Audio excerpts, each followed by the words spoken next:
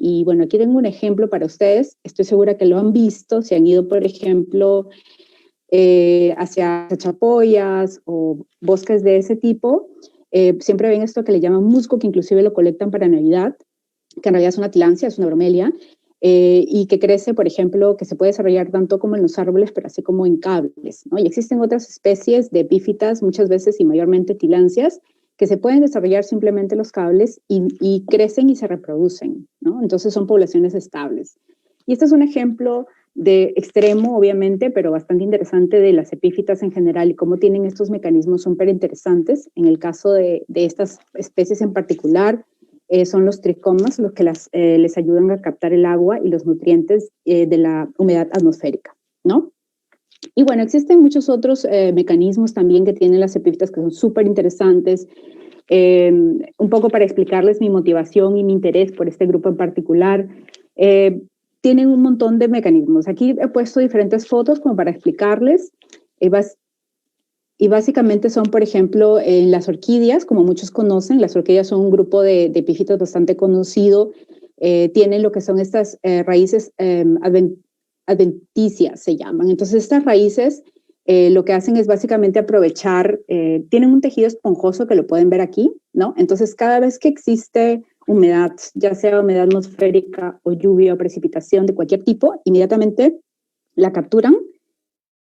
Entonces, lo que hacen las epífitas es tener buenos mecanismos de captura de agua y de nutrientes, pero también mecanismos que permiten que esa humedad se mantenga dentro de las plantas. Entonces, son eficientes en el manejo del agua, ¿no? Y hay muchos otros mecanismos, como por ejemplo lo que son los tanques de basura, por así decirlo, ¿no? Hay, por ejemplo, estas bromelias que crecen, perdón, estas son aráceas que crecen de esta forma, ¿no? Con estas hojas superpuestas, y lo que hacen es capturan, por ejemplo, las hojas, la hojarasca que cae de los árboles. Entonces, esas hojas cuando se descomponen, lo que hacen es producen nutrientes que luego la planta captura para poder crecer, ¿no?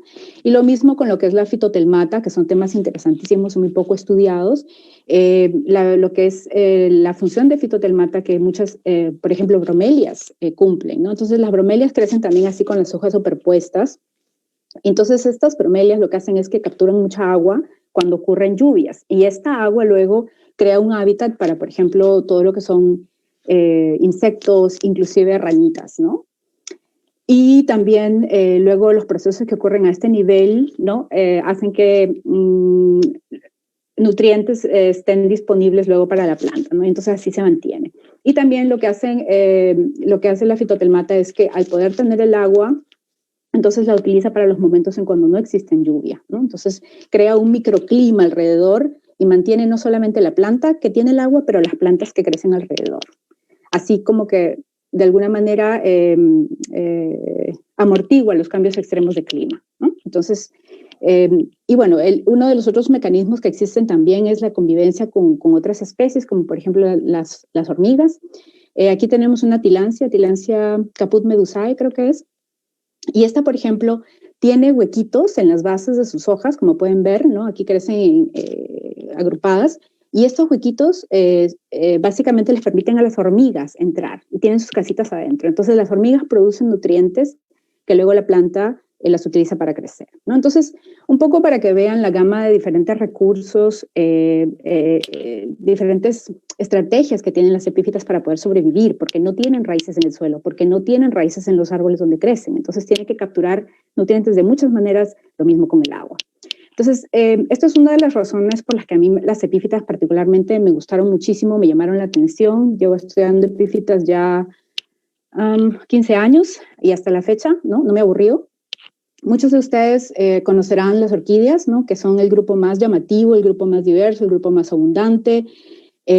Claro, esa es otra razón, ¿no? Para mucha gente, para estudiarlas, las orquídeas, muchísimas orquídeas crecen como epífitas. Hay muchísima falta de estudios en cuanto a lo que son estudios poblacionales para saber, por ejemplo, si las poblaciones están siendo reducidas o cómo están evolucionando en el tiempo, para ver y entender la categorización, por ejemplo, de amenazas de acuerdo a la lista roja de la Asociación Internacional para la Conservación de la Naturaleza, ¿no? Esas son cosas que hacen mucha falta, sobre todo en el Perú. Y bien, aquí tengo unas fotos más de diferentes especies de orquídeas. Como ya decía, es uno de los grupos más diversos, más conocidos, más llamativos, que llama mucho la atención. Pero las epífitas son también otros, ¿no? Las epífitas son, por ejemplo, bromelias, como les había comentado, muchos helechos también, bromelias de todo tipo, no solamente que crecen en las tierras bajas, pero también en las tierras altas, o en la sierra, o en la selva. Luego tiene las peperomias, que son como primas de la pimienta, y las aráceas, que muchos compran para la casa, por ejemplo, para tener como adorno, ¿no? Entonces, las epífitas son muchísimas, son más de 76 familias, o mucho más creo, y a mí me interesó mucho al comienzo, me impactó muchísimo, ya les voy a enseñar un poco mi historia de cómo, pero esto básicamente fue en el Ecuador. Yo me enamoré de este grupo en particular y bueno, así empezó un poco mi carrera. Aquí les muestro unas fotos de lo que es mi trabajo, de lo que ha sido mi trabajo por muchísimos años. Cuando me preguntan a mí, ¿tú qué haces? Yo básicamente digo, yo trepo árboles, ¿no? Entonces, para estudiar epífitas hay que trepar árboles, hay que acceder y eso es una de las cosas más complicadas porque en Latinoamérica lamentablemente en la mayoría de países no existe un entrenamiento de cómo hacer esto propiamente y cuando no se hace propiamente puede tener consecuencias en tu salud, ¿no? Y bueno, estas son fotos en Panamá y en el Ecuador. Esta es una foto durante mi tesis de grado, ¿no? Y algunos otros son trabajos, por ejemplo, cuando trabajé en el Smithsonian. Y también tengo algunas otras fotos, por ejemplo, esto es en Barú, en Panamá. El Barú es el volcán más alto del país, ¿no? Y luego esto es en las tierras bajas, cerca a Costa Rica. Y bueno, mi trabajo en el Smithsonian, ¿no? Y bueno, también me ha llevado a otros lugares hermosos, por ejemplo, aquí en Panamá, donde hice mi tesis, en la parte del Caribe. Esta es básicamente la grúa que utilizábamos para acceder, ya un poco más sofisticado, para acceder al dosel, ¿no? Aquí pueden ver una foto, ¿no? Donde uno, pues, entra a lo que le dicen la tarabita, y luego con la grúa te suben, y luego te dan la vuelta, puedes ver todo el mar, y luego bajas entre los árboles y haces el conteo y la medida de las diferentes plantas epífitas que crecen en los árboles, ¿no? Y mi trabajo también me ha llevado a diferentes lugares hermosos y a recorrer, ¿no? Digamos que mi interés por las epífitas de alguna manera ha desarrollado mi carrera, pero las epífitas son interesantes no solamente por lo que les comentaba, ¿no? O sea, también son importantes. Y quería un poco eso y, por ejemplo, contarles que las epífitas representan el 9% de todas las plantas en el mundo y que se estima que existen más de 28,000 especies, ¿no? Y como les decía, dentro de 73 familias, ¿no? que es una diversidad enorme. Y no solamente son interesantes desde ese punto en términos de lo que contribuyen a la diversidad global, pero también porque cumplen con diferentes roles dentro del ecosistema, como por ejemplo lo que es la contribución a la biodiversidad, como les contaba, interactúan con otras especies, ¿no? Por ejemplo, con hongos y aves, ¿no? Con aves es el caso de que las epífitas proveen alimentos para las aves, ¿no?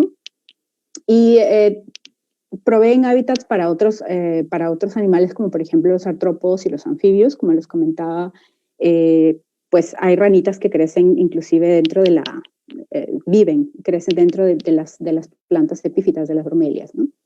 Y otras funciones ecológicas que tienen, que son dentro del ciclo del agua y nutrientes, bueno, como les habíamos explicado un poco, ¿no? Interceptan el agua porque la necesitan para sobrevivir y la retienen y así también existe un recambio de nutrientes y cambian un poco lo que es el ciclo del agua y nutrientes, sobre todo en ecosistemas de montaña, ¿no? Ya les voy a enseñar unas fotos luego.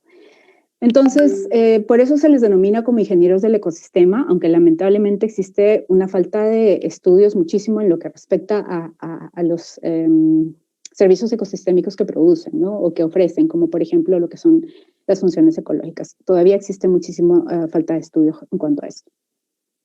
Y bueno, dentro de mi investigación, un poco para afianzar el tema de lo que es que las epífitas amplifican la diversidad, nosotros hicimos una investigación usando un enfoque de la teoría de biogeografía de islas y de alguna manera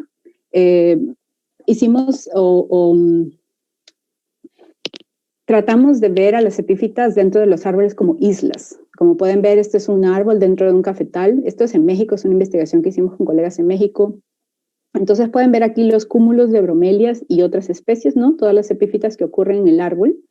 Y nosotros lo que hicimos fue decir que las epífitas son como árboles, como islas en los árboles, ¿no? Y estas islas básicamente proveen hábitat, en este caso, para arañas, ¿no? Y aquí es importante ver que lo que hicimos fue identificar las propiedades, digamos, de las islas dentro de los árboles y qué variables son importantes para la diversidad en este caso, ¿no? Si la conectividad, si la distancia, si el tamaño de la isla y cosas así, ¿no? Pero lo que encontramos básicamente fue que en 3 árboles existían más o menos 300 islas, ¿no? En total son 300 de estos cúmulos de epífitas, imagínate, son solo 3 árboles y la biomasa es es bastante alta.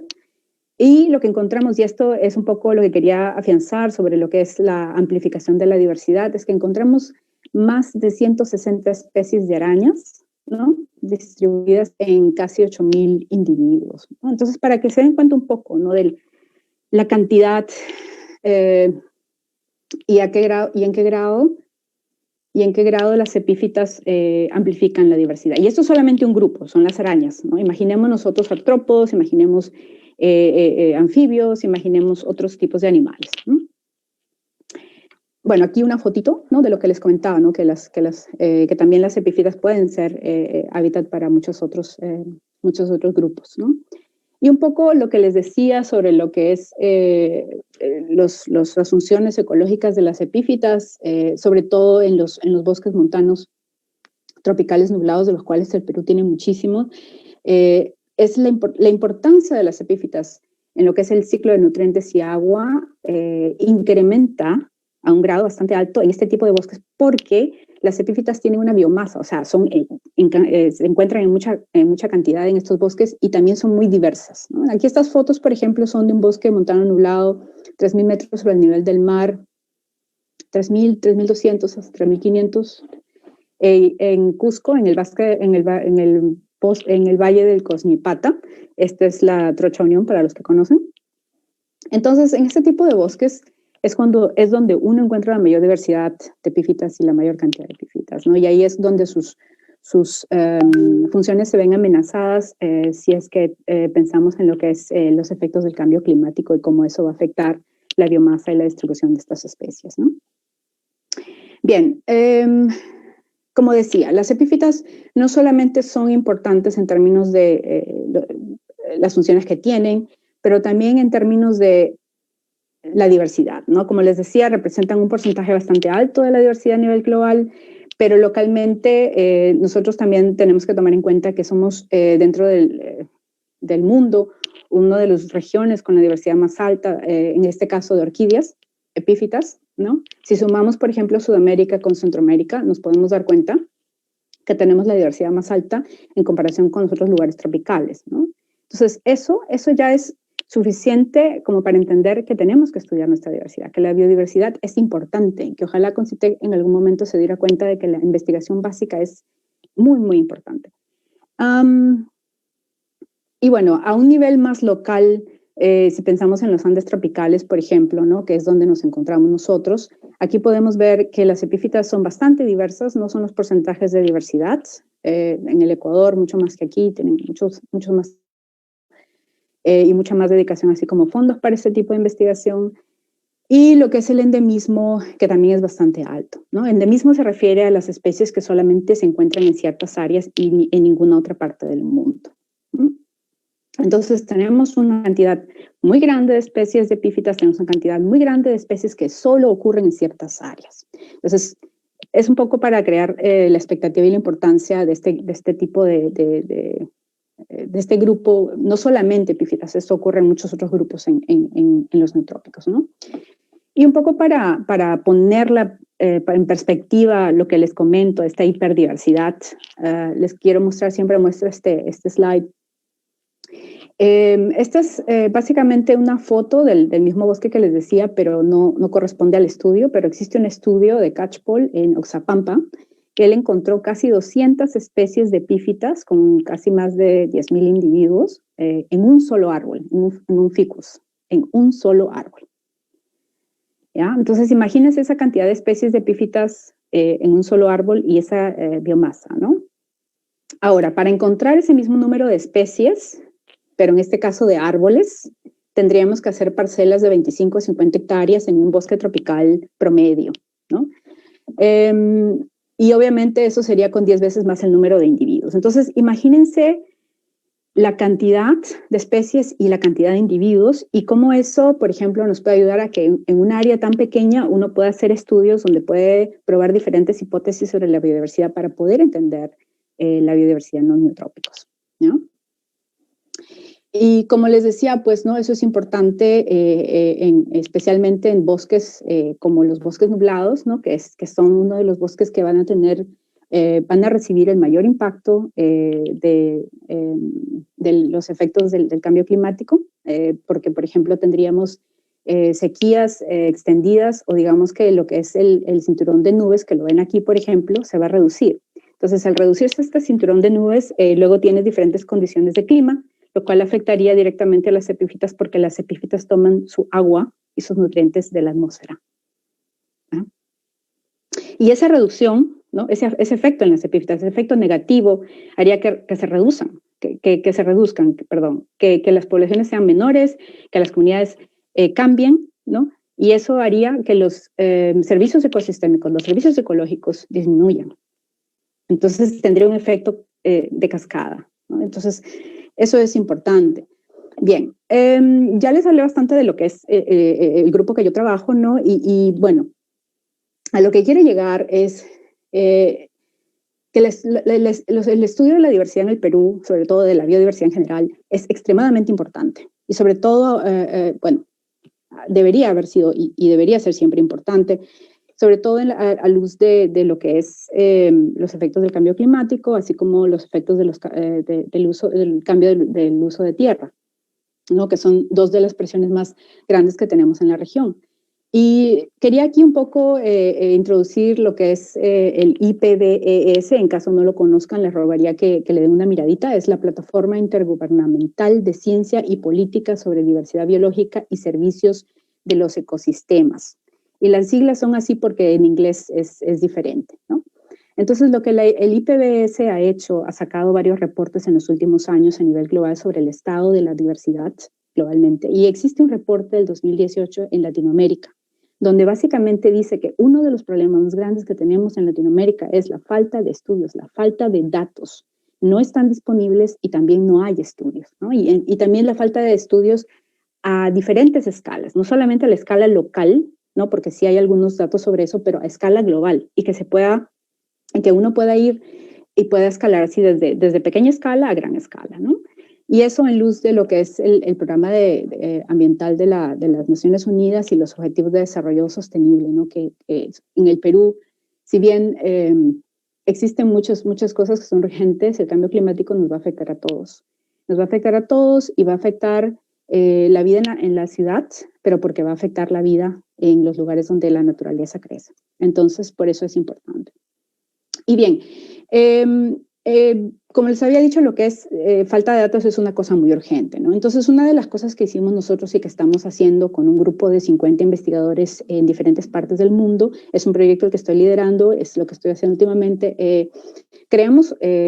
Pusimos juntos muchísimos datos de diferentes áreas del neotrópico, como pueden ver aquí. Esta es una foto de la publicación de los diferentes puntos donde tenemos datos. Ahora sobre colectas o sobre datos de comunidades de epífitas vasculares, ¿no? Y bueno, esta es la publicación. Y lo que hicimos fue construir la primera base de datos de epífitas vasculares en el mundo, ¿no? Pero hasta ahora está limitada en los neotrópicos porque, bueno, es el primer paso, ¿no? Y esta base de datos estamos al momento trabajando un poco en lo que es explicar los patrones de diversidad a larga escala, pero como pueden ver, comprende una variedad enorme de lugares en términos de la precipitación y la temperatura, ¿no? Como pueden ver, abarcamos lugares de la parte norte de México, donde es bastante heterogéneo, bastante frío, hasta la parte un poco del Chaco, ¿no? Aquí en Bolivia. Y pues es una base de datos que tiene una gran cantidad de individuos, más de 3,000 especies de epífitas y bueno, la unidad de muestreo para nosotros es el árbol, ¿no? Entonces tenemos una gran cantidad de datos al momento. Y la idea de esta base de datos es, en conjunto con otras bases de datos que son bastante grandes y de acceso libre, como la información, ¿cómo se llama esto? La plataforma de información de biodiversidad global, que se llama GEBIF, la pueden buscar, ofrece datos de ocurrencias de especies de diferentes tipos, en este caso son las de plantas, son de acceso abierto. Y también lo que es el SPLOT, que es una base de datos de plots de vegetación. Entonces, la idea es combinar nuestra base de datos con datos en estas bases para poder, uno, entender los patrones de diversidad de las epífitas vasculares en el neotrópico, que no se sabe hasta ahora, hasta el momento no existe esa información, y entender qué mecanismos subyacentes soportan la diversidad. Y luego, lo más importante y lo más primordial que queremos es poder predecir la diversidad o la riqueza de epífitas vasculares en el neotrópico, identificar con esa información los puntos calientes, que se le llama en ecología o hotspots en inglés, de la diversidad en los neotrópicos, ¿no? Y con eso y otras medidas, la idea sería evaluar la efectividad, por ejemplo, de las áreas protegidas, ¿no? En escenarios actuales, así como en escenarios futuros de cambio climático, ¿no? Entonces, es un poco para explicarles lo que yo hago, lo que es mi interés y mi motivación al momento, ¿no? Me disculpo por los errores, noto que hay unos errores ahí ortográficos, disculpen. Bien, ahora, un poco sobre mi carrera, y aquí pues les rogaría que me pregunten si tuvieran alguna duda o lo que sea. A diferencia de la situación actual, cuando yo empecé en la universidad, yo empecé creo que el 2000, no me recuerdo, no existía lo que es Concitec, no existía, bueno, existía Concitec, pero en realidad no había becas per se, ¿no? Entonces, no habían programas, no había tantos programas como existen ahora. Y bueno, dentro de lo que se pudo, una de las primeras becas que obtuve cuando estaba estudiando en la universidad fue una beca para un curso sobre diseño experimental en ecología tropical, que fue dado por Grace Servat. Y eso fue una de las cosas que me motivó bastante en lo que respecta al entendimiento de lo que es el diseño experimental, lo que es el pensamiento crítico, lo que es el método científico sobre todo, ¿ya? Y esto, bueno, algunos de ustedes de repente conocerán, esto lo llevamos a cabo o se llevó a cabo en Los Amigos, que es una de las 4 estaciones creo que tiene CICRA, que es el Centro de Investigación y Conservación Centro de Investigación y Conservación de la Amazonía, creo que no me recuerdo, dentro de lo que es ACA, ¿no? Y esto fue en el 2003 y fue realmente muy motivador, ¿no? Una de las primeras cosas que hice dentro de la universidad. Claro, en esa época, pues, no te daban permisos para faltar o te hacían la vida imposible un poco en la universidad, pero bueno, a veces toca nomás llevar la corriente y seguir. Y luego, ese mismo año, y esto realmente fue para mí el primer paso, lo que es hice una pasantía internacional, me gané esta beca para ir, participé dentro de lo que, una convocatoria del Jardín Botánico de Missouri aquí en el Perú. Ellos tienen cada año, y los que tienen interés en lo que es ecología y botánica deberían darle una miradita, si es que ya no lo conocen. Tienen estos cursos, a veces, generalmente nacionales, pero también internacionales, donde te enseñan botánica y más ahora te enseñan cómo hacer investigación. Porque eso generalmente, bueno, no sé la experiencia de ustedes, pero en mi universidad a mí no me enseñaron cómo hacer investigación. Y bueno, apliqué para el Jardín Botánico de Missouri y esta fue una beca internacional y fue un programa latinoamericano de entrenamiento donde nos trajeron gente de Ecuador, de Bolivia y de Perú. Y bueno, aquí ven el grupo, ¿no? La foto de grupo del diploma. Fueron 2 meses increíbles de muchas experiencias, de conocer diferentes profesionales y investigadores, sobre todo, gente que ha hecho investigación, conocer diferentes hábitats, conocer diferentes posibilidades. Y aquí en este viaje, en esta pasantía que duró 2 meses, fue donde yo me enamoré de las epífitas, donde comencé mi interés por las epífitas. Nos hicieron hacer todo tipo de investigación, desde lo que fue botánica, taxonomía, dendrología, luego nos enseñaron todo el proceso, ¿no? De lo que es la colecta, digamos, lo que es el planeamiento de la investigación, la colecta de datos, el trabajo de campo, ¿no? Que eso fue excelente, hasta lo que es el análisis de datos y la escritura, ¿no? Todo ese proceso que fue realmente muy, muy motivador y yo diría hasta la base de mi carrera, ¿no? Lo que me empezó a mí, con lo que me motivó a hacer investigación.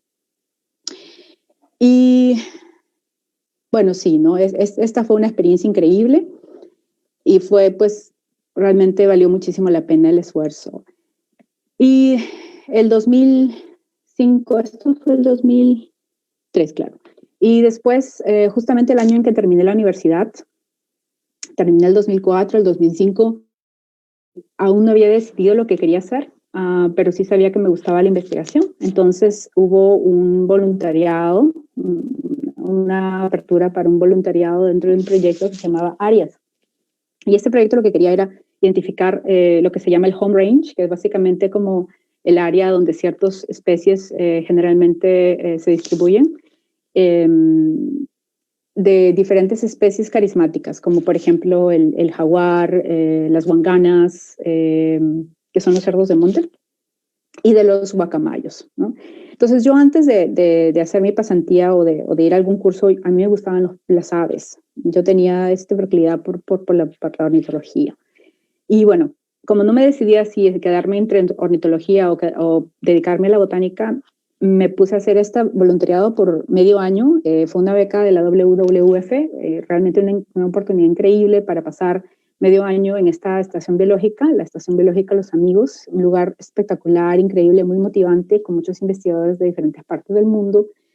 Y aquí aprendí muchísimas cosas, no solamente dentro del proyecto, pero también curioseando, conversando con otros investigadores, ayudándoles en sus investigaciones, ¿no?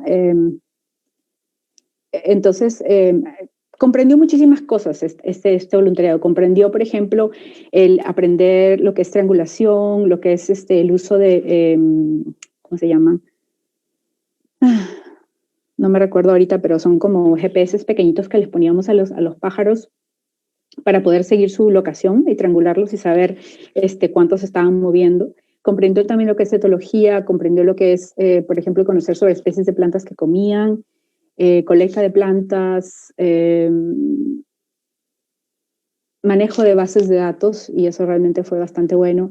Muchísimas cosas, ¿no? Inclusive también en algún momento trabajamos con tapires, trabajé con semillas, trabajé con muchísimas cosas, y eso fue una de las cosas que me inspiró muchísimo, pero al mismo tiempo me di cuenta de que los animales son bonitos, pero no era lo mío, y ahí fue que decidí irme por plantas. Y ese mismo año tuve una pequeña beca en Oxapampa con un estudiante australiano que nos llevó para hacer un curso de trepa. Y así fue como empecé a aprender a trepar y a trepar árboles. Y luego me decidí, también tuve una pequeña beca para ir a hacer mi tesis en la Estación Científica San Francisco, en el sur del Ecuador. Aquí es donde hice mi tesis de grado. Y bueno, eso fue un producto de más o menos conocer a gente en un congreso, básicamente. Conocí gente en un congreso en el 2013 en el Ecuador, al que fui por medio de... y eso fue con propios fondos.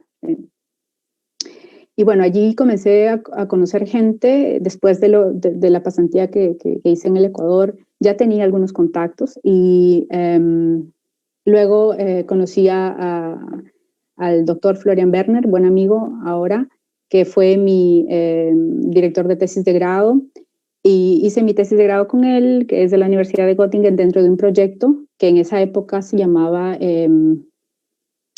no me recuerdo, pero tenía otro nombre, era un grupo de trabajo, un conglomerado de 16 universidades en Alemania que rentaban esta estación, la Estación Científica de San Francisco, que queda entre Loja y Zamora, muy cerquita de Piura, que es de donde yo vengo. Y bueno, aquí pueden ver, ¿no? Es bosque tipo montano nublado, va desde los 1800 y pico hasta los 3500, creo. Un lugar muy interesante, muy enriquecedor para aprender. Y si tienen curiosidad,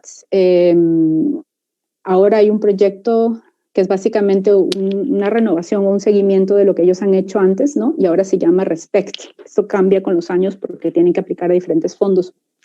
Pero es la misma Es lo mismo más o menos, es un conglomerado de universidades alemanas que trabajan y que tienen diferentes puntos y que hacen investigación en diferentes cosas, pero que la idea es más o menos entender cuál es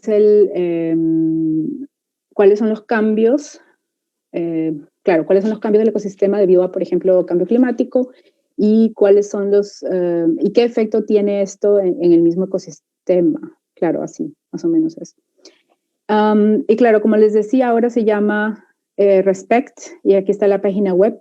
Yo les recomiendo muchísimo que revisen las publicaciones y que revisen un poco la estructura del grupo. Aquí pueden ver el grupo anterior se llamaba FOR 816, el grupo que yo trabajé se llamaba FOR 402. Entonces, estos son grupos de trabajo y cada grupo de trabajo de estos tiene como 10 o 8 universidades alemanas. Dentro de cada grupo, cada universidad hay una cabeza del proyecto y es generalmente un profesor y este profesor tiene estudiantes de doctorado, así como de máster, pero también tienen lo que es digamos, ayudante en el campo, ¿no?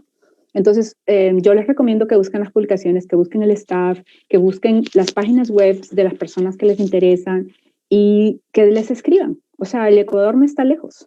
Y de repente pueden empezar voluntariando o ofreciendo su apoyo como asistentes de campo pagados porque ellos tienen dinero para pagar asistentes de campo. Y así comienzan a un poco entender el sistema de investigación, sobre todo en el caso del sistema alemán, cómo funciona y de repente así pueden tener una conexión básicamente que fue como yo empecé haciendo mi tesis aquí y luego empecé conociendo el sistema alemán. Trabajaba yo con epífitas en esa época. Después de esto, después de terminar la tesis, yo sabía que quería hacer mi doctorado, pero duró bastante tiempo hasta que pude obtener mi doctorado, ¿no? Yo terminé el 2007 mi tesis mi tesis de grado y el mismo año me gané una beca también para tomar un curso que se llamaba Ecología del Dosel y Bosque Tropical en Panamá. Esta era una beca pequeña que antes ofrecía el Instituto para la Ecología Tropical y Conservación, que queda en Panamá, el ITEC. Digamos, lo que hice fue ir observando y mirando y buscando qué entidades tenían cualquier cosa que ver con ecología de dosel, porque eso era lo que quería hacer, ¿no? Entonces, qué profesores, qué universidades, ¿no? Qué posibilidades había. Y buscando, así fue que encontré el curso y así fue que encontré que ellos en esa época ofrecían una pequeña beca. Y así fue que me fui a Panamá por un mes y medio para el curso, o un mes creo que fue, y aprendí muchísimo lo que es también trepa, que ya tenía experiencia de mi tesis, pero igual no era suficiente, y también bastante sobre ecología de dosel, ¿no? Y luego de esto, inmediatamente tuve la chance de trabajar en el Instituto Smithsoniano de Investigación Tropical, porque tenían un proyecto que era con epífitas, ¿no? Básicamente era hacer un estudio de impacto ambiental y necesitaban gente para el componente de epífitas, gente que supiera trepar y que supiera la taxonomía de epífitas. Y yo caía, pero perfecto. Entonces allí me quedé como un año y medio en Panamá, trabajé para el Smithsonian, aprendí muchísimo, y así fue un poco que llegué a conectarme con el profesor con el que yo quería trabajar aquí en Alemania para hacer mi doctorado, ¿no? Y así fue como después él aplicó para dinero en Alemania para lo que es la DFG, que sería como el CONCITEC en Perú, y me trajo con un contrato. Yo no me vine con una beca a Alemania a hacer mi doctorado, yo me vine con un contrato, ¿no? Entonces, bueno, eso fue un poco, ¿no? Y bueno, después de mi doctorado me quedé aquí para continuar un postdoctorado y bueno, sí continúo haciendo investigación, ¿no? En fin, ya les he comentado algunas cosas, pero lo que les quería comentar para ya un poco terminar es algunos aspectos importantes en lo que se refiere dentro de mi experiencia, lo que es aplicar a becas o aplicar, por ejemplo, a fondos, ¿no? Siempre es importante cuando uno ve una beca leer los requisitos y leer como el perfil de a quién se le quiere dar la beca. Eso es extremadamente importante porque a veces podrá sonar interesante, podrá sonar como algo que aplica para ti, pero puede ser que no. Entonces es importante que haya un encaje muy, muy bueno entre lo que tú quieres hacer y lo que la beca cubre, o la intención de la beca o el objetivo de la beca, ¿no? Y algo que también es extremadamente importante es cumplir los requisitos exactamente como te los piden. Y eso a veces, sobre todo cuando uno comienza, puede ser un poco confuso, puede ser un poco fastidioso, pero siempre es bueno escribirles a las personas, ¿no? Si tienes alguna duda, escríbeles. Simplemente, mire, me pregunto si esto y esto y esto. Y en mi experiencia, muchas veces no hay ningún problema. O sea, la gente te contesta y están felices de que uno tenga el interés. Entonces, simplemente escribe, ¿no? Lo que es, con respecto a lo que es aplicación, por ejemplo, para fondos, para proyectos, a mí me ha pasado lo que yo les he mostrado hoy es una porción de mi carrera y es una porción de lo que son las cosas positivas, pero en la carrera en lo que se respecta a academia existe mucho el rechazo. El rechazo es la norma. Hay muchas cosas a las que yo apliqué, que me gané, pero que luego no tuve fondos. Yo me iba a ir a Edimburgo para hacer un máster en taxonomía y biodiversidad. Me aceptaron en la universidad, luché muchísimo y apliqué como a 3 o 4 diferentes fondos y simplemente no pude conseguir el dinero y no me pude ir. Entonces, el rechazo, como digo, es la norma y es importante prepararse, ser realista, ¿no? Y, por ejemplo, si uno va a aplicar a fondos como el APECO, por ejemplo, que saca de vez en cuando, creo, llamadas para, por ejemplo, proyectos, y creo que también bosques andinos y cambio climático a través del BETAS, creo que este programa también alguna vez se ha llamado para proyectos. Lo mismo con CITEC, lo que es ciencia básica, cuando de repente lo sacan, aunque con CITEC es un poco distinto. Y así como ACA, que también está sacando concursos para beca de investigación, no tengo un proyecto bueno y realista. Lee los intereses, sobre todo, por ejemplo, yo sé que ACA tiene una lista de preferencias o temas de importancia para ellos, ¿no? Entonces, ¿qué es lo que es importante para ellos y qué es lo que es importante para ti y encontrar un consenso, ¿no? Claro, el efecto de retroalimentación. Eso es un poco lo que hablé, quizás no lo dije claramente, pero uno puede tener, y junto con lo de abajo, uno puede tener diferentes estrategias, ¿no? Buscar diferentes fonditos aquí, allá, becas aquí, acumular, y todo se retroalimenta, ¿no? O sea, por ejemplo, a mí cuando me fui a Panamá y me dieron la beca para irme a ese curso, la persona que dio el curso me dijo, a mí me impresionó en tu CV la beca que tenías del Missouri Botanical Garden, ¿no? Porque es conocido porque él es una persona botánico en los Estados Unidos, entonces el Jardín Botánico de Missouri es conocido allá, ¿no? Entonces, eso tuvo un efecto, ¿no? Por ejemplo, en mi CV tuve beca de la WWF, ¿quién no la conoce? Entonces, todo eso tiene un efecto de retroalimentación. Una cosa ayuda a la otra y ayuda a la otra y ayuda a la otra. Entonces, existe como cascada y eso es importante, ¿no? Que uno tiene que empezar, puedes empezar pequeño, también puedes empezar grande, ¿no? Existen diferentes estrategias, ¿no? Pero todo tiene un efecto, se retroalimenta. Concerniente a lo que es financiación, bueno, dependiendo de lo que uno quiera hacer, durante mi doctorado yo tuve 3 años de contrato, pero como en 3 años no se termina el doctorado, después no tenía fondos y lo que tuve que hacer fue ayudantías de enseñanza, ¿no? Entonces, es importantísimo, y una cosa que no lo dije, pero siempre lo digo, el idioma, el inglés. La única manera en la que yo he podido, digamos, salir del Perú, por ejemplo, inclusive para mi tesis, ya empezando, a mí la persona que me financió me preguntó, cuando nos conocimos y hablamos, tú puedes hablar inglés, ¿no? Y en esa época yo, personalmente, mi inglés era pues realmente malo, pero igual le dije que sí, ¿no? Y lo aprendí en el camino, o sea, lo afiancé en el camino, ¿no? El idioma es increíblemente importante, el conocer el inglés al menos. Yo sé que puede ser problemático, que puede ser complicado, pero hay que proponérselo y es importantísimo. Habiendo dicho eso, yo sí apoyo muchísimo que la ciencia crezca en el español y que sea disponible en español definitivamente, pero al momento, si uno quiere salir a capacitarse, le toca aprender inglés, ¿no? Entonces, para mí eso es extremadamente importante. Y bueno, aquí en Alemania el alemán, obviamente. Entonces, por ejemplo, para las ayudas de enseñanza me tocó enseñar en ambos idiomas, tanto como en inglés como en alemán. Otra cosa, para lo que es financiamiento, existen ahora una cantidad bastante diversa de becas y eso es realmente bueno, como ha cambiado mucho el panorama, al menos en el Perú. Por ejemplo, sé que el CONCITEC ofrece becas para salir al extranjero. Y bueno, luego les voy a hablar de otra cosa también sobre becas.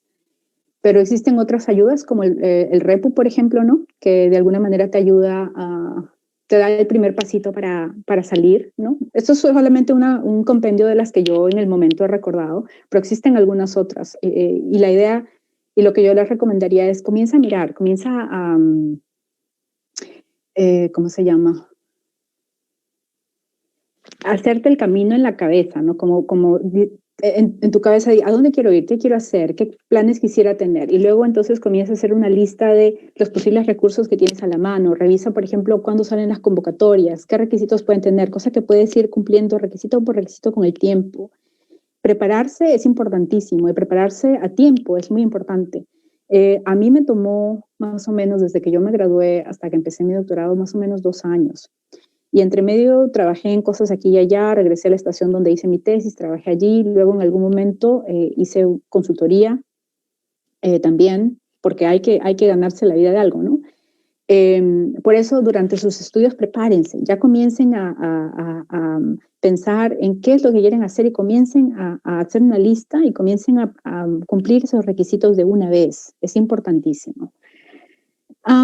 Otra cosa que pueden hacer también es aplicar con tu propio proyecto, ¿no? O sea, buscar tus propios fondos. Y claro, una alternativa pues puede ser ACA, pero también Concitec, pero también existen otras, y con esto ya estoy por terminar. Lo que es Alemania, existen diferentes posibilidades. Una de las posibilidades que generalmente ofrece dinero para estudiantes extranjeros para venir a Alemania es la DAAD, que es la Agencia de Intercambio Estudiantil o Intercambio Académico Alemana. Y bueno, tienen varias becas. Tienen becas, por ejemplo, para venir a hacer el doctorado. Tienen becas para también hacer como visitas cortas, por así decirlo, ¿no? Aquí pueden ver. También para hacer el máster, pero aquí en Alemania, dependiendo del sistema donde te vayas, a la universidad donde te vayas, muchos másters están en alemán, entonces eso lo hace un poco más complicado. Pero el doctorado, si tú te consigues un profesor con el que quieres trabajar y que él quiere trabajar contigo, solo necesitas el inglés, ¿no? Ese fue mi caso. Yo no me vine con alemán, yo lo aprendí en el camino. Y bueno, existen diferentes tipos sobre todo, por ejemplo, lo que es las becas de tiempo corto, que uno se puede venir hasta por 6 meses, ¿no? Como para conocer el grupo de trabajo, si tienes interés en algún tema y quieres ayuda, o tienes alguna conexión con algún profesor y quieres venir para ver cómo es el sistema y hacer investigación y hacer un pequeño paper o algo. Eso se puede hacer, ¿no? Entonces, aquí les he puesto la página web a la izquierda de nuestro grupo de trabajo. Mi profesora se llama Maike Bader, igual la pueden encontrar acá o me pueden encontrar a mí.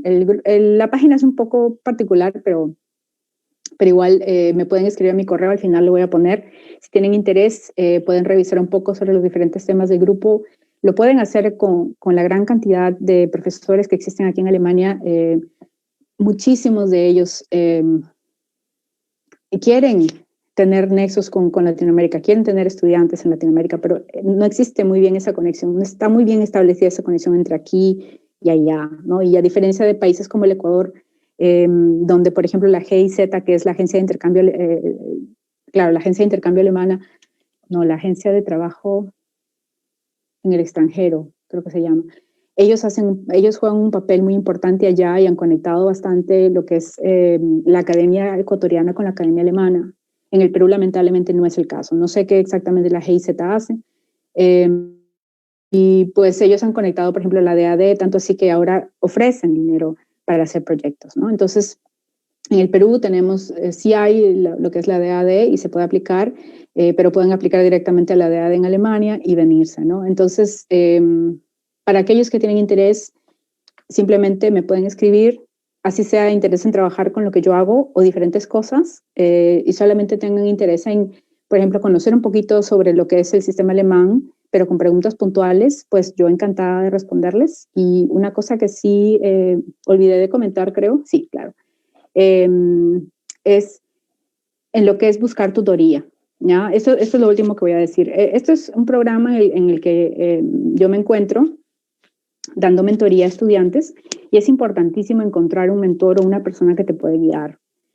Y aquí en ECPAPALEC Básicamente es un grupo de pues, profesionales de todos los campos que quieren ofrecer su tiempo para formar o para ayudar, para ser mentores, ¿no? Para estudiantes, y esto es extremadamente clave, porque ahí te dan tips en cómo, por ejemplo, mandar correos a profesores, cómo, por ejemplo, poder acercarte a alguien, cómo, por ejemplo, trazarte objetivos, cómo, ¿no? Entonces hay diferentes cosas que ya con la experiencia que tenemos nosotros podemos ayudarles a los estudiantes jóvenes. Entonces, si tienen interés, denle una miradita, yo lo recomiendo. Yo sé que hay otros programas, cualquier otro también sería bueno. Creo que también Repo es uno de ellos y hay creo que unos 2 más que no recuerdo el momento, pero tener un mentor lo recomiendo y sobre todo tan joven y tan pronto dentro de la carrera como sea posible, ¿no? Bueno, y con eso agradezco muchísimo su atención y pues estoy ya en preguntas que quieran hacer y si no me pueden ubicar por correo o en Twitter. Muchísimas gracias. Muchas gracias Glenda, realmente por todo ya el expuesto, las recomendaciones. Y bien, vamos a dar comienzo a la ronda de preguntas. Ya saben, pueden realizarlas escribiendo en el chat o prendiendo su micrófono.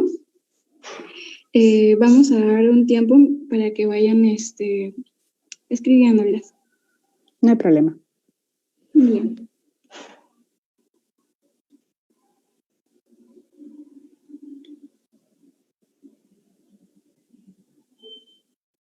Mientras tanto... Buenos días, ¿puedo hacer una pregunta? Sí, por supuesto, adelante. Muchísimas gracias. Bueno, en primer lugar, saludo a la organización, le agradezco mucho por este curso y por supuesto a la doctora Mendieta. Doctora, a manera de pincelada, porque sé que hay otras personas que quieren preguntar y aprender de usted, y queremos aprender de usted, ¿podría solamente darnos algunos detalles sobre cuáles son esos mecanismos que soportan a la vegetación? Muchas gracias y que le siga yendo muy bien en la vida. Muchas gracias, Jorge, por la pregunta. Bueno, es una pregunta bastante extensa, ¿no?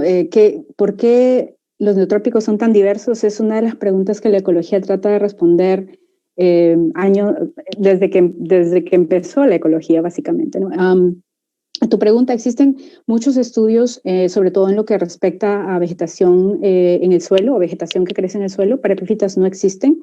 No a gran escala, y eso es lo que queremos hacer, pero por ejemplo lo que es vegetación en el suelo, bosques, hierbas, arbustos, ¿no? Se conoce y claramente que la temperatura o la energía en general es una de las variables más importantes, ¿no? Que determina la diversidad.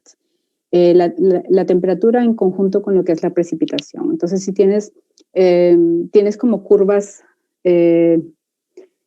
de riqueza, ¿no? Básicamente tienes lugares óptimos donde existe la mayor cantidad de diversidad, así como la mayor cantidad de abundancia, ¿no? Y eso es una manera simplista, ¿no? Pero existen muchas otras cosas también, como por ejemplo lo que es la historia, ¿no? El hecho de que, por ejemplo, los Andes son... la ascensión de los Andes logró la diversificación de muchos grupos, ¿no? Porque existe porque la topografía es bastante complicada, entonces lo que hace es separar las poblaciones y luego, de alguna manera, estas poblaciones se convierten en nuevas especies. Entonces, la tasa de especiación es bastante alta en los Andes, pero luego también tienes cosas como, por ejemplo, qué tanto tiempo o qué tan estables son ciertos ecosistemas. La Amazonía es un ecosistema bastante viejo, por así decirlo, ¿no? Entonces ha tenido mucho tiempo para que las especies evolucionen, ¿no? Y para sostener una gran cantidad de diversidad. Existen una gran cantidad de teorías que al momento se prueban, ¿no? Y digamos que algunos grupos soportan ciertas teorías mejor que otras, ¿no? Bien, espero que eso haya respondido a tu pregunta. No sé si alguien más quisiera tener alguna otra pregunta. Muchas gracias. Muchas gracias. Si tuvieran alguna pregunta, ya saben, pueden escribirlo. Vamos a dar otro tiempo. Me parece...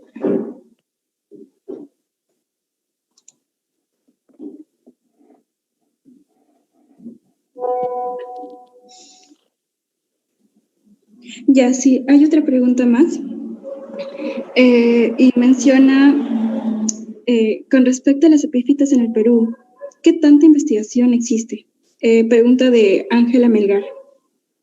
Hola Ángela, muchísimas gracias por tu pregunta. Creo que tenía un slide por allí, pero lamentablemente, y ahí pues yo también tengo que culparme, ¿no? O sea, es muy poca la investigación en comparación con Brasil. Creo que Brasil es uno de los países de Latinoamérica donde existe la mayor cantidad de investigación en epífitas. En el Perú, literalmente,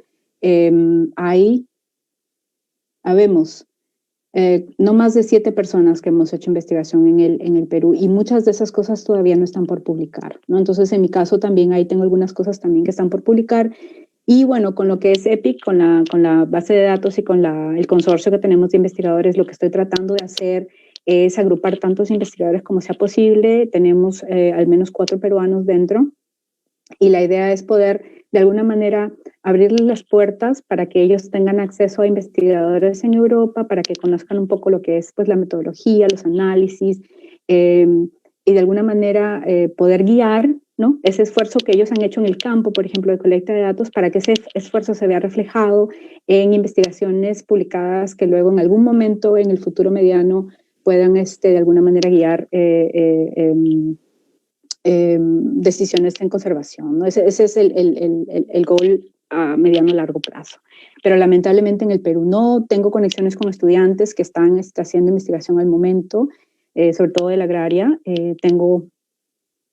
Claro, y estoy muy interesada, en los últimos años sobre todo he empezado de alguna manera a regresar al Perú en apoyar a cualquier investigación que esté relacionada con epífitas.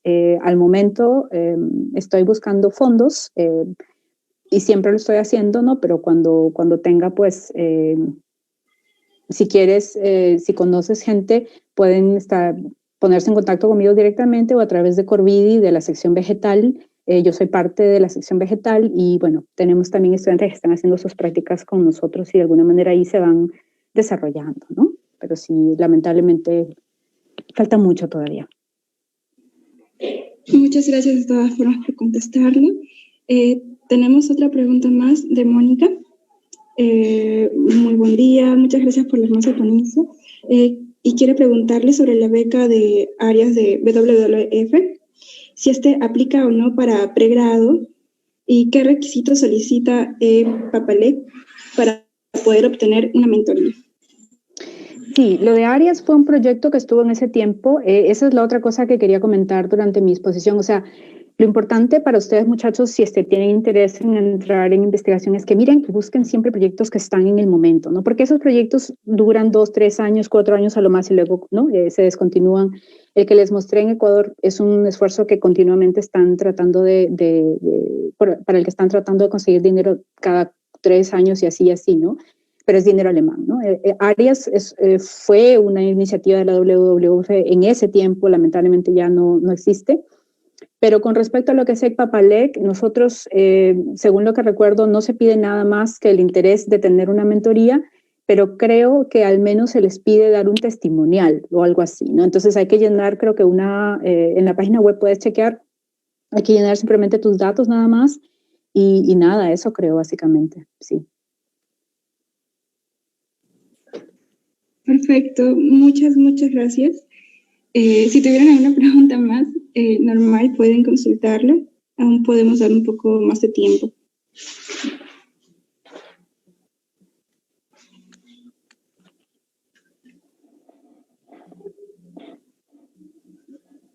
Disculpe, Glenda, quería preguntarle también si es que se ha detectado alguna epífita o qué tan probable es que alguna se adapte ante los cambios ¿no?, que ocurren en sus medios, como son los bosques nublados. Sí, bueno, las epífitas, como decía, o bueno, no lo dije, pero las epífitas se distribuyen en todo lo que es los trópicos y los subtrópicos, ¿no? Entonces existen especies que viven en lugares bien extremos, como les mostré las especies que crecen en los cables, ¿no? Pero las especies que crecen en el bosque nublado, muchas de ellas son bastante frágiles, ¿no? Aunque existe un estudio que se hizo en el Perú, claro, un estudio que se hizo en el Perú donde hicieron un traspaso de muchas, digamos, ramas, ¿no?, de especies de epífitas y luego se siguió un poco, se revisó si es que se habían muerto, si es que habían sobrevivido y esto, ¿no? Entonces, lo que detectó este estudio, aunque fue por muy poco tiempo, es que hasta cierto grado muchas de las especies pueden sobrevivir cambios de temperatura, porque se les trasplantó a lugares más bajos con mayor temperatura, ¿no? Pero ahora hay una investigación, un experimento increíble que está ocurriendo en Guayquecha, que es una estación biológica de los Amigos, que queda a 3.000 metros sobre el nivel del mar, un investigador sueco, creo, o finlandés, no me recuerdo. Ellos han construido como una especie de cámara en el aire, por así decirlo. Lo que han hecho es excluir la niebla. Entonces tienen como unas cortinas delgadas para excluir en cierta área del bosque la niebla, y lo que van a ver es cuál es el efecto, ¿no? Básicamente imitar lo que pasaría con los efectos del cambio climático, que lo que es, eso es que los eventos extremos ocurran más a menudo, y que la sequía, por ejemplo, ocurra, y que el cinturón de neblina, por así decirlo, se disminuya, lo cual quiere decir que va a disminuir la humedad. Y eso básicamente es lo que ellos están tratando, ¿no? Todavía no hay una publicación, porque es un trabajo enorme, se requiere una gran cantidad de dinero, y es un esfuerzo enorme, pero eso va a estar muy interesante para observar, ¿no? En el futuro. Sí, se entiende. Entonces aún está en proceso eso de tener... Sí, o sea, los proyectos normalmente toman mucho tiempo, y luego hasta que puedes publicar algo toma muchísimo tiempo. Esto de la academia es realmente un trabajo con mucha paciencia, ¿no? Es así. Se entiende. Muchas gracias realmente. Y bueno, en vista de que ya no hay más preguntas, estaríamos dando por concluido. Y antes de pasar al cierre, ¿algunas palabras que le gustaría dar al público? Bueno, yo agradecer muchísimo a las personas que vinieron a escuchar hoy día, y pues si alguno tiene alguna duda, pues interés, cualquiera sea, me escriba. Encantada siempre. Agradecer a Nexus por la invitación, y una cosa que me encantaría es: la biodiversidad es importante y deben existir, ojalá en el futuro mediano, en el Perú, mecanismos que puedan permitir que el gasto público vaya a la investigación básica, como la investigación en la biodiversidad. Somos un país biodiverso y debemos enfocarnos en eso. Muchísimas gracias.